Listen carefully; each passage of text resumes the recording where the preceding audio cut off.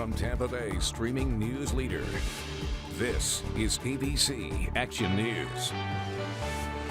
Hello, I'm James Tully. Greg D, of course, watching your forecast here on a very chilly Tuesday morning, at least Florida cold. But first, let's get to your ABC Action News headlines. We're going to start with this. One of two people shot in Plant City overnight have died. This happened after 2 o'clock this morning on East Williams Road. Deputies also are looking into a truck crash they think is tied to the shooting. No word on any suspects at this time.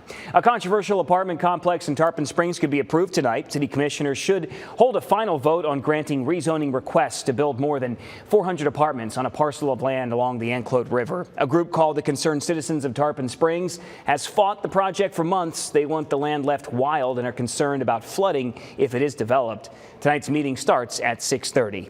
An investigation into the theft of one French bulldog uncovered a puppy napping ring that spans several counties. The Orange County Sheriff's Office says the same thieves also committed this burglary in Largo and thefts in Manatee County. Deputies arrested Ronnie Baker and Quantavious Williams for the armed robbery and the break-ins. They say a third suspect, Bobby Rivera, would cut microchips out of the stolen dogs so they could not be traced.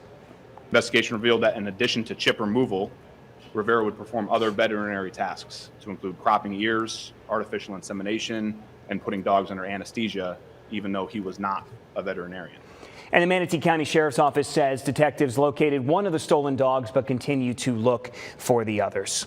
Federal investigators still do not know how or why the condo building in Miami-Dade County suddenly crumbled more than 4 months ago. The National Institute of Standards and Technology says its investigation could take years to complete. The goal is not to place blame, but rather to understand the Surfside collapse to make recommendations to prevent similar disasters.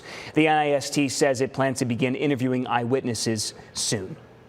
If you're planning to visit relatives for Thanksgiving in a couple of weeks, you may want to hit the roads earlier on that day. Experts think interstates are going to be busy. AAA expecting about 53.5 million travelers for the holiday, up 13% from last year when fewer people traveled, of course. AAA thinks just under 3 million Floridians are going to be traveling, and that number nearly matches pre-pandemic levels from 2019. Certainly good to hear, Greg. Hopefully the forecast is nice and clear for that week as so many folks will be taking to the skies and hitting the roads. Of course, the end of November could bring some rains here to Central Florida, so we'll watch that carefully. Temperatures in the upper 70s this afternoon.